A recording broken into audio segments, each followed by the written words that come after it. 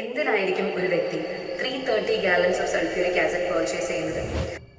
Sulphuric acid, കെമിക്കൽസിലെ തന്നെ king എന്നറിയപ്പെടുന്ന sulphuric acid എന്തിനായിരിക്കും ഒരു വ്യക്തി 330 gallons of sulphuric acid purchase ചെയ്യുന്നത്?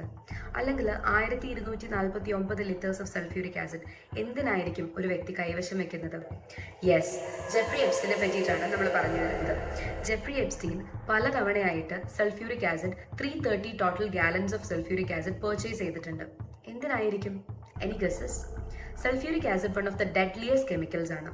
അതിൽ ഒരു മനുഷ്യനെ പിടിച്ചിട്ടാൽ പോലും വിത്തിൻ ഫ്യൂ ഡേയ്സ് അത് വെറും ബോൺസ് മാത്രമായിട്ട് കിട്ടും. ആൻഡ് പ്രൊലോങ് ഡേയ്സിലേക്ക് ഇട്ട് കഴിഞ്ഞാൽ മൈക്രോസ്കോപ്പിക് എലമെന്റ്സ് മാത്രം വെച്ചുകൊണ്ട് കംപ്ലീറ്റ്ലി ഡിസിൻറ്റഗ്രേറ്റ് ചെയ്യാൻ മാത്രം ശേഷിയുള്ള ഒരു കെമിക്കലാണ് sulphuric acid. So why do you think he had 330 gallons of sulphuric acid with him? And Epstein ഫയൽസിൽ mentioned ആണ് എപ്സ്റ്റീൻ്റെ വീട്ടിൽ ഒരു ട്രാപ്പ് ഡോർ ഉണ്ടായിരുന്നെന്നും ആ trap door directly leads to an ocean എന്നും. Why do you think he had that? Yes, അവർ കൊന്നു തള്ളിയ ആളുകളുടെ bodies dispose ചെയ്യാൻ വേണ്ടിയിട്ടാണ് ആ trap door Jeffrey Epstein use ചെയ്തിരുന്നത്. ആൻഡ് സൾഫ്യൂരിക് ആസിഡ്, ഈ സൾഫ്യൂരിക് ആസിഡ് എന്ന് പറയുന്നത് ഒരു തവണ യൂസ് ചെയ്ത് ഡിസ്പോസ് ചെയ്യുന്ന ഒരു കെമിക്കലല്ല, പകരം നമുക്ക് വീണ്ടും വീണ്ടും റീയൂസ് ചെയ്യാൻ പറ്റുന്ന ഒരു കെമിക്കലാണ്. അങ്ങനെയുള്ളൊരു സാഹചര്യത്തിലാണ് ജെഫ്രി എപ്സ്റ്റീൻ്റെ കയ്യിൽ 330 gallons ഓഫ് സൾഫ്യൂരിക് ആസിഡ് ഉണ്ടായിരുന്നത്. And this sounds so scary to me.